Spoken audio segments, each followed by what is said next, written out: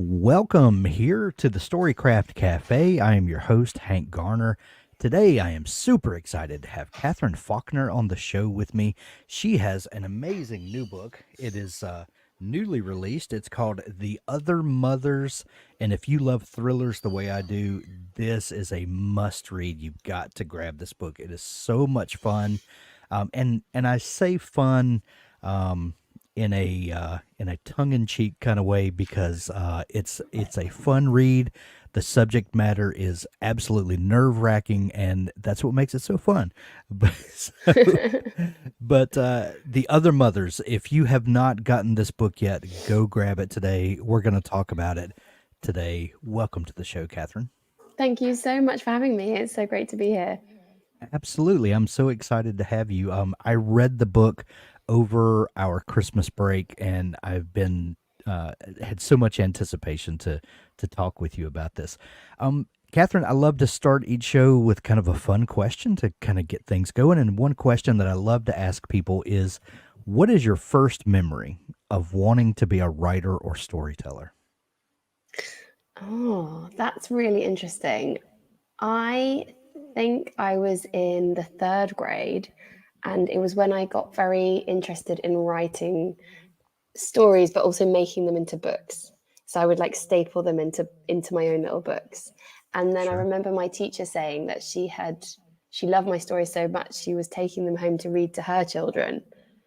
And I basically thought I'd done it then, I've made it. I'm a writer. So, I but love I, that. but it's quite hard because I've always instinctively written stories. I mean, that's just something I've always done. So Yeah. yeah, it's always been a big part of my life. Yeah, I've heard a number of people talk about creating books like that when they're young and, stapling them and, making a cover. And for me, there's this interesting time where when you're little, you just imagine that books are just ethereal and they just kind of exist in the universe just because they exist, and one day for whatever reason you realize that there are people behind these books, and this came from someone's imagination, and then they wrote the story, and then invariably a whole team of people get involved in the process of editing and publishing and cover designers and all of that. And then when you see a book sitting on a shelf, this is the work of a person or multiple people usually have been involved in the process. And there's an interesting things. There's a switch that flips that kind of lets well, if someone else can do this, maybe I can do this. And it's kind of like a door Yeah, opening in a way. absolutely. And then for me, the impetus to actually write my book was somebody else actually at my work doing it when I was a journalist for 10 years. But one day this girl who sat next to me said, "Oh, by the way, I'm leaving." And I said, "Oh, right, where are you off to?" And she said, "Oh, I've got a book deal and I'm going to write 2 books." And I suddenly thought, hang on, I want to Hang do on, that. wait.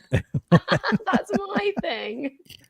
Oh So it kind wow. of really spurred me on to actually, yeah, to actually write a book, something I'd always wanted to do. And for some reason had just, I don't know, I guess I doubted myself or thought maybe if people don't want to read it or it'd be really embarrassing to write a book and then it doesn't get published. And then I realized I didn't care about all that stuff. I Yeah. needed to do this. And so, yeah, so I started writing Greenwich Park, which was So my first novel.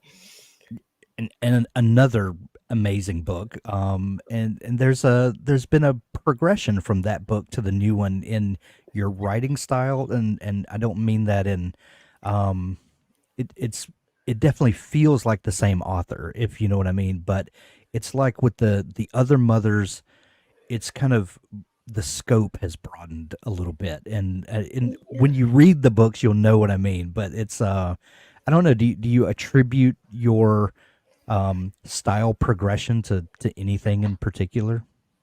I think I was just trying to do something a bit more challenging and complicated with the other mothers. And yeah, it's a broader canvas, I think. And Yeah, broader I, canvas. That's the term I was reaching for.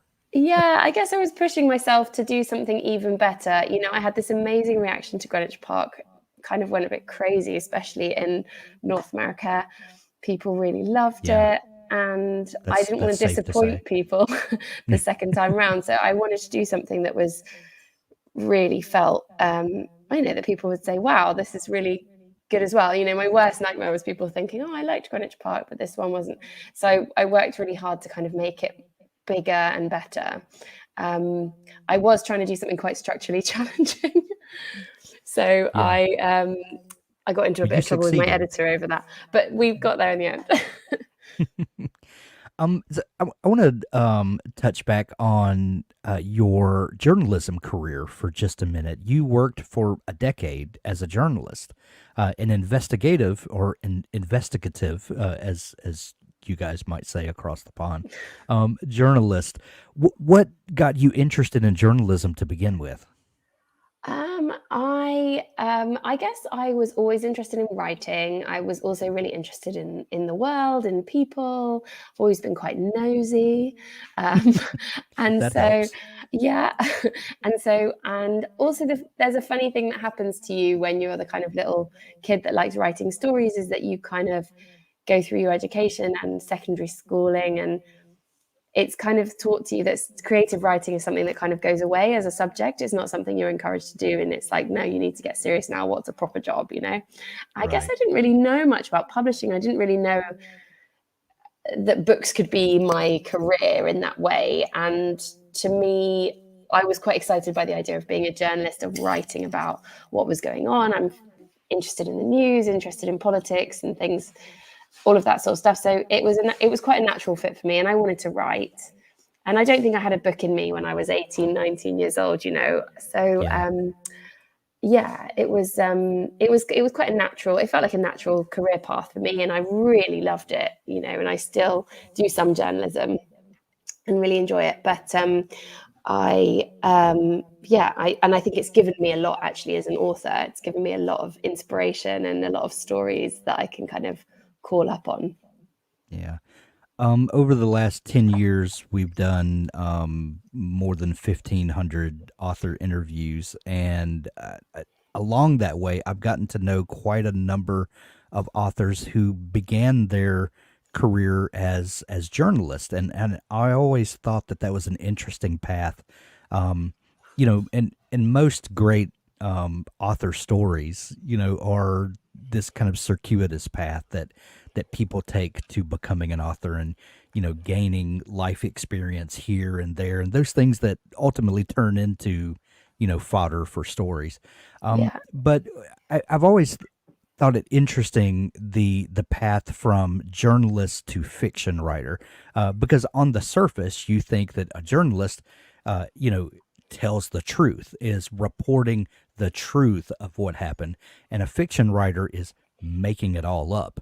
um Yeah. so on the surface they seem to be diametrically opposed, but I think there are some kind of under the surface connections there that one feeds the other in a strange way. Have you felt that connection? And did you, when you switched from being a journalist to writing fiction, was that a difficult switch for you, or did you find that your years in journalism left you with all sorts of story ideas? Like, how do you feel that one feeds the other, and what was that transition like for you? Yeah, it's a And I really know good that's a question. complicated No, question. no, I no, no. I apologize. completely know what you're getting at. And I think you're right. You certainly have to know the difference between what you're Right. doing when you're being a journalist and when you're being a writer. But actually, I guess most writers draw their inspiration from real life, right? And being Yeah. a writer and thinking of the story is all about taking something that you've noticed in real life. It could be just like a little thing that you think has caught your interest for some reason, and thinking, well, what if? What if then that happened, and then that happened, and then that person did that? What would happen then? And what would that person's story be? And what would that scenario look like? And I think it's, if you have the kind of author brain, then you Hmm. sit in court as a journalist and you're thinking things like that all the time. And you're thinking, oh, what would happen if, this story was a bit different? Or, and it just gives you endless ideas for characters and situations. And also sometimes as a journalist, you get kind of half the story.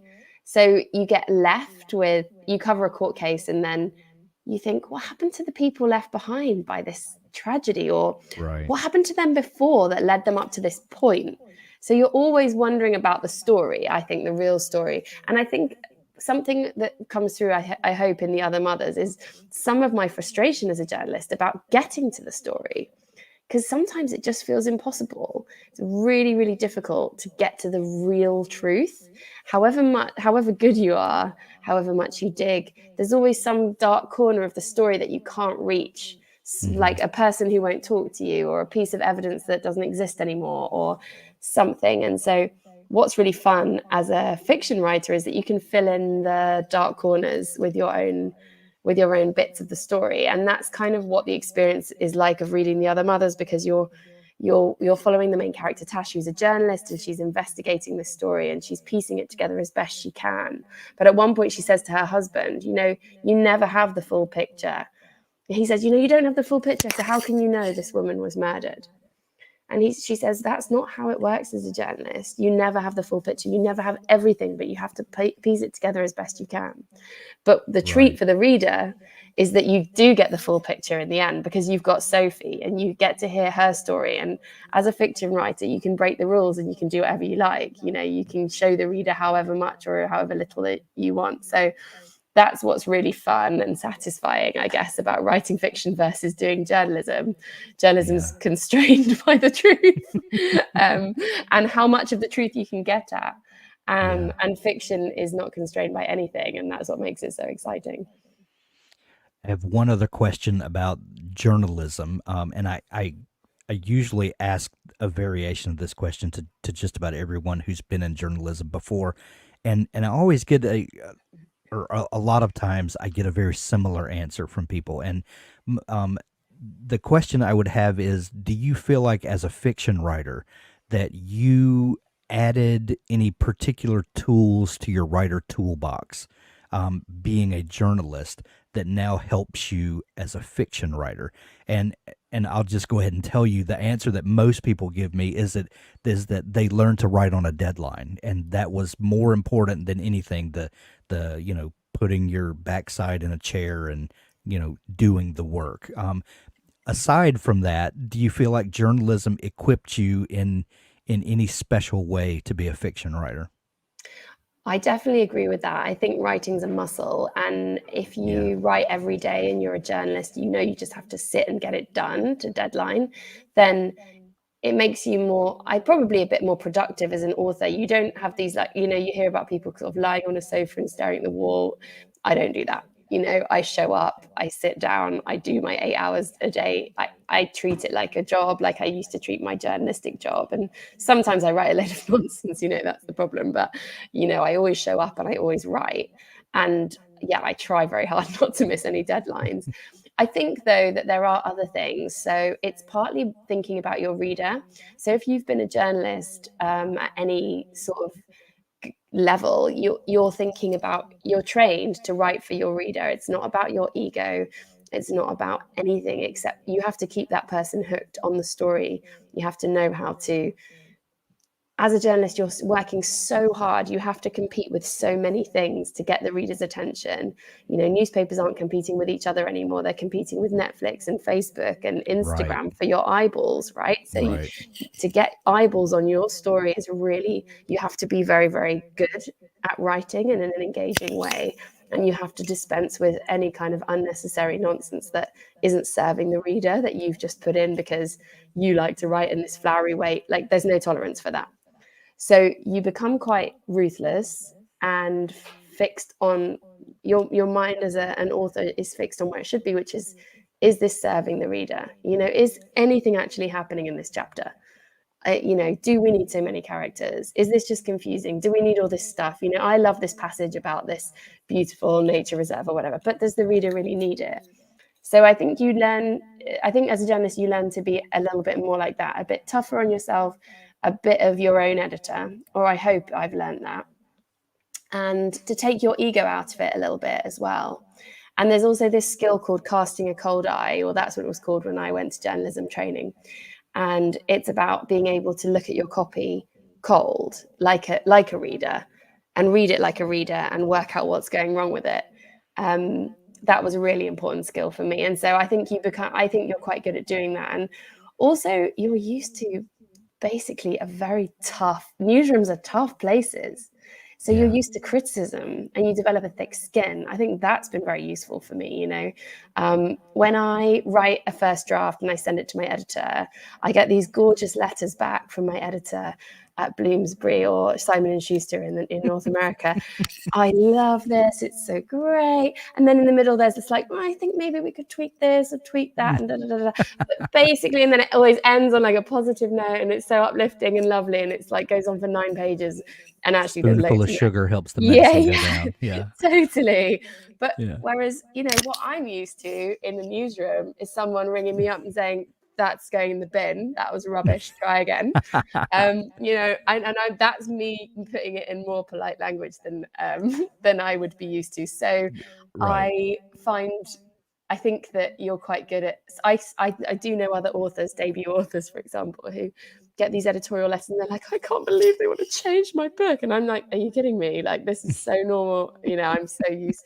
So I think that's also a good thing about having come from journalism to the relatively polite world that is publishing, and not the other way around, perhaps.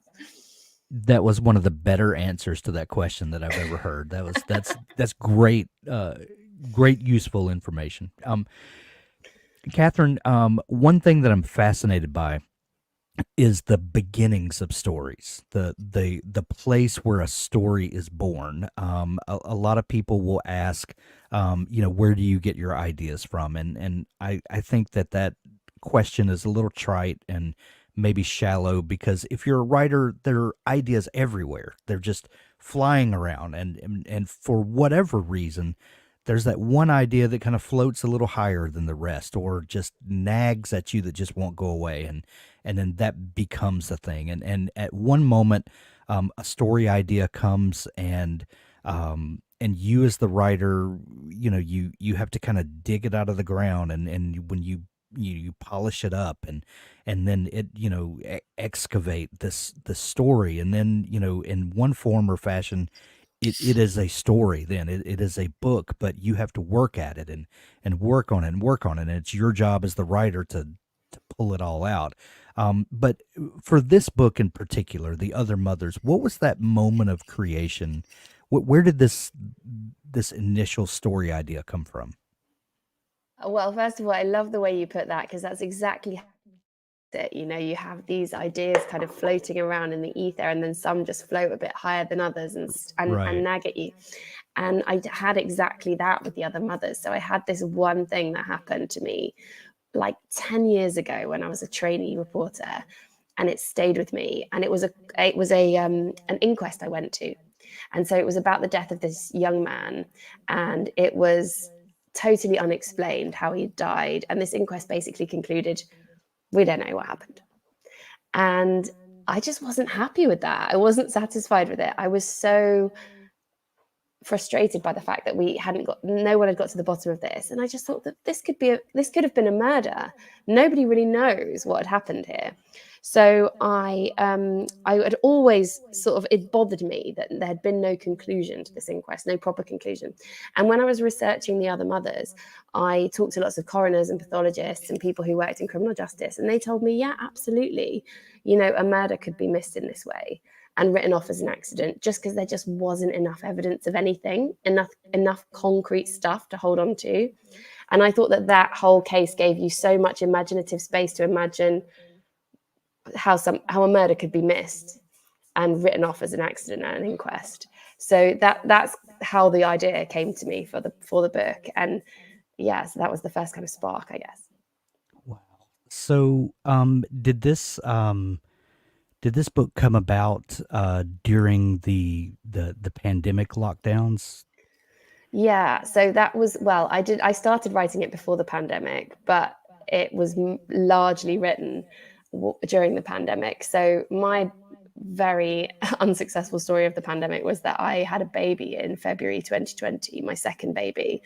And so I was supposed to be on maternity leave for a year, having a nice relaxing year with my older daughter in daycare, and writing and juggling a newborn, which sounds mad, but I did it with Greenwich Park. I wrote Greenwich Park on my first maternity leave, so I thought I would be able to pull the same trick again. But of course, the daycare closed. I couldn't have any family support, and Mm. we were all locked in our house. So it was actually written in quite intense circumstances. And I think some of that intensity about early motherhood and how tough I was finding it really went into the book in the end. And especially how tough I found it after having my second daughter. And I think, I experienced a bit of postnatal depression. And I think that was largely brought on by the pandemic and the circumstances of being a new mother in that time, which was so tough for so many people all across the world will have experienced the same. That it's an isolated time anyway, but then to actually be told you can't see your family or your friends, you can't leave the house. It was really, really rough. So, but everything in life is copy. So that all kind of went into the character of Claire and her experience after she has her baby and the kind of dark place that she ends up going to. But yeah, no, I've forgotten the original question now. What were we talking about? we were We were talking just about, talking about you how asked this me about the book. pandemic Yeah. and Yeah. how it came about. Yes, it was written a lot. So I wrote a lot of it during the pandemic. And I also had to kind of set it somewhere where it didn't take me to, it wasn't too difficult to research. So it's kind of ended up being set in the wetlands, which is very near where I live.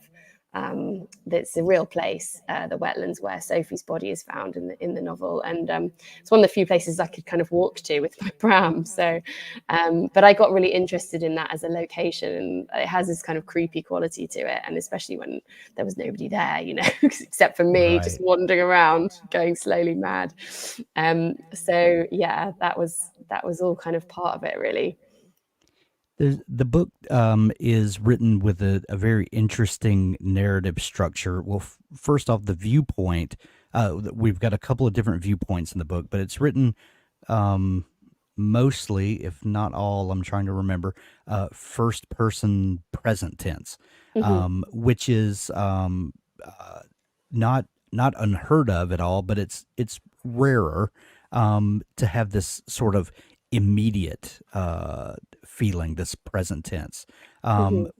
Was that I mean, that was obviously a choice that you made, but was that something that you were thinking about from the beginning? Yeah, it's funny with that. I don't think that I think it's just how I naturally lean towards writing. It's interesting because my third book, which I'm just finishing a draft of now, or hopefully it'll be finished. I keep thinking it'll be finished any day, and it's just not finishing. But it's not. It's written in third person, and I couldn't really tell you why. um, I think I wanted to have that immediacy and that intimacy between the reader and Tash. I wanted us to really be going on this journey with her, um, and really experiencing the intensity of her life, her emotional state. And I think I did the same thing with Helen in Greenwich Park. And I like, as a reader, I guess I like to be close to the main character and their psychological state. Um, with Sophie, I think her chapters are in past tense. I think they are. I just have to go and check this now. I think her chapters are in past tense. And of course, we know from the beginning of the book that Sophie's dead. So we know Yeah. we're hearing a story that's going to end not well, Right. and that is in the past. So it's kind of, I suppose it was one tool to differentiate it for the reader. But yeah, I Gotcha. think present tense is how I tend to write. I think I just like to keep things exciting.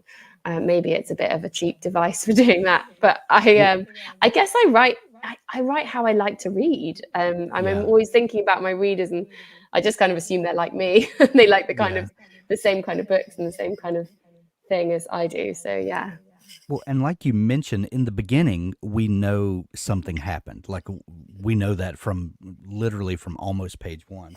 Um, but in the book, and I'm just gonna flip this. I should have been better prepared and mark this. But so like in the beginning, April 2019. That's when the book opens, and then if I remember right, when you get over to the first, yeah, it's 2017, and so Mhm. we kind of have a bit of time hopping back and forth, and it's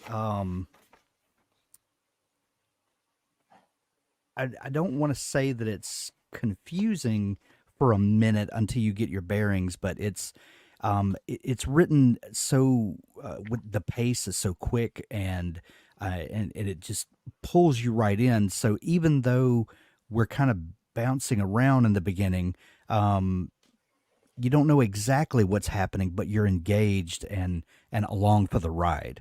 W- was that did you decide from the beginning? Okay, I'm gonna kind of have the reader, off their best foot, a little off balance in the beginning. And was that, or is that just the way that the narrative structure kind of came out in the writing? Like, I guess what I'm asking is, did you plan it that way, or did the story just kind of unfold to you that way? Therefore, Mm. you delivered it that way to us. It's such an interesting one, and I don't know if I fully know the answer. I think I am consciously thinking about what I'm doing for the reader and what the reader's experiencing, and you definitely want to intrigue the reader. So I think you want to start with, I was hoping that, from the reader's point of view, you open with this thing that's happened in Cornwall. She's in a police station, so obviously something's happened. What is it? Why is she there? Right. Who's been on the cliffs with her? Why is she in this police station? How she ended up there? So you've got this, like, the reader's already asking why and wanting to hopefully know the answers to those questions. And then you're going back into 2017 to somebody else's life. And so I'm hoping you're thinking, well, how do these things connect to each other? But it's a balance, isn't it, between keeping the reader guessing and off balance and not leaving them totally confused. So that's the Right. balance you always want to you want to strike. So I hope I've done that. But to be honest, I always get embarrassed asking this question about how much I plan. I'm not really a planner. I'm really not, and I don't find it very fun to plan. I find it really fun to just write. But then what I do is that once I have my first draft, I think loads about the structure and exactly how I want the story to unfold structurally. And I basically redo the whole thing and reconstruct it into something that's hopefully got the right place, folds in the right way. And that sounds Yeah. completely mad, but it does actually sort of work because I think, enough of a feel for the arch of the story and how it needs to go to kind of freestyle it the first time and then really correct it and make sure it hits at the right places in the second edit. Yeah. Also, if I just had it all written out on a spreadsheet and I knew chapter by chapter what was going to happen, I'd be really bored writing it. It would feel like color by numbers, I just wouldn't, it wouldn't be a fun creative process for me. And I actually think writing a book is such hard work. Yeah. If you're not having fun, I just don't think you'd end up doing it, or I wouldn't end up finishing it. I'd just give up, give the money back, go back to my old job probably. So Do you have an idea of the ending of the book, of where the story is going to resolve, and then you just have to figure out how to get there, or is it yeah, but just I completely always writing change into the it. dark? No, I do have an idea for an ending, but I always change it. I just changed yesterday. I changed my ending for the third book, and I'm due to hand that draft in 20 days. So, I mean, I am a little bit seat of the pants about these things, but I just Yeah. had a better idea because Yeah. now I'm Yeah. there and now all my characters are really real for me and I'm really in it. I think, yeah, no, I thought the ending was annoying me because I was just like, I think the readers will just, it's a good ending, but the readers will have guessed it. Right. But now I've thought of a Right. better one. So it's Love it. fine. And I think it's going to be, so you can make them think it's one thing and then another thing, which is just fun, right? You want a twist at the end. That's what you want. Right. Um, so yeah, I think this works better for the reader. I've made myself a lot of work to do in the next 20 days to sort it all out. Just don't tell my editor I told you this. But yeah, it's just how I do it. And it keeps it interesting for me and it keeps it fun. And I think that it's hard to have all the ideas at the beginning, I think. I think the Yeah. ideas come from writing your way into the story, getting to know your characters. And I think if it's working correctly, your characters sort of do things that you don't expect. And sometimes scenes end in ways you don't expect. Or you write the scene and then you go back on it and you think, actually, the key thing about the scene is this little weird thing that happened. And and that leads you off in a different direction to where you thought you were going. Love it. Love it. I'm a big believer in leaving space for all of that stuff, because I think that's where you get your really good ideas. I think what I usually start with is a spark of an idea Hmm. and a place. Place is quite important to me. I like to have a place and some characters. And then I have, maybe say, if we're thinking of it like a journey, I guess I have a few stops that I want to make on the way that I Right. think would be fun. But I don't always know the exact destination. Well, it worked out really well in this one. Oh, Um, good. the Other Mothers available everywhere now. Go grab it from your local bookstore. If you don't have a great local bookstore, we'll put links in the show notes where you can grab it from Amazon and from Audible. I just listened to the audiobook and it's amazing. Um, did you have any input on the audiobook production? No, thank goodness, because I'd be terrible.